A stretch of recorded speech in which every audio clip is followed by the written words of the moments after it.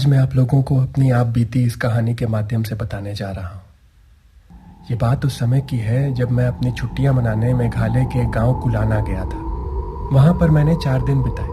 5वें दिन को मैं वहाँ से रवाना होने के लिए गांव के एक सकरे रास्ते से होकर गुजर रहा था। तभी अचानक, अरे बेटा रुको, कहाँ जा रहे हो?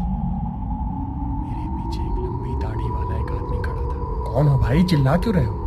कहाँ जा रहे हो बेटा इतनी रात को, वो भी इस खेत से होकर? वो मैं इस गांव में अपनी छुट्टियां मनाने आया था। छुट्टियां मनाकर अपने शहर वापस जा रहा हूँ। ये बात सुनकर साधु मुझे घूरने लगा, मानो जैसे मुझे कुछ बताना चाह रहा हो। ग्रहण का समय है, इस समय घर से बाहर जाना ठीक नहीं, कल चले जाना। कैसी बात कर रहे हो बाबा, मुझे आज रात ही स्टेशन पहुंचना है, वरना मेरी ट्रेन छूट जाएगी। काल पुरुष कहते हैं गांव वाले उसे। काल पुरुष? ये क्या भला है? भला नहीं बेटा, एक ऐसा श्राप जो पिछले 5 सालों से इस गांव पे है। हर साल ग्रहण के समय इस रास्ते से होके जाने वाला कभी भी स्टेशन नहीं पहुंचता। मैं इन सब चीजों पे विश्वास नहीं करता था।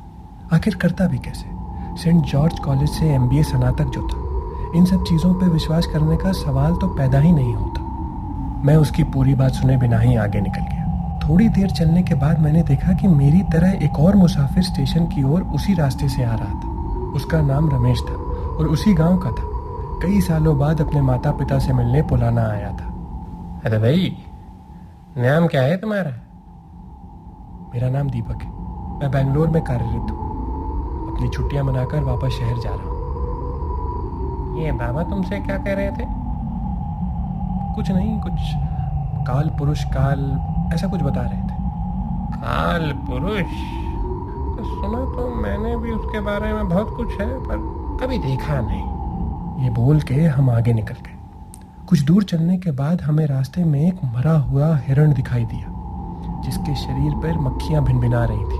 उस हिरण का सर नहीं था, उसकी चमड़ी किसी मुर्गे की तरह छिली हुई थी। पैरों की हड्डियां साफ दिखाई दे रही थी, मानो किसी ने उसका आधा खा के फेंक दिया हो। मैं और रमेश सोचने लगे कि हो सकता है किसी जंगली जानवर ने खाया हो।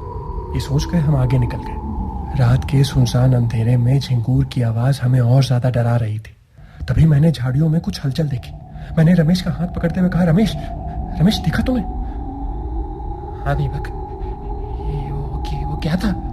तभी झाड़ियों में से कुछ आवाजों ने हमारे रोंगटे खड़े कर दिए। हमने सामने देखा तो पाया कि कोई रात के अंधेरे में एक लंबे से कपड़े में पूरी तरह ढका हुआ है। उसका चेहरा नहीं दिख रहा था, बिल्कुल शांत खड़ा था। कुछ देर बाद अचानक वह शख्स कोहरे की धुंध में गायब हो गया। रमेश और मैं तेजी से चलने लगे।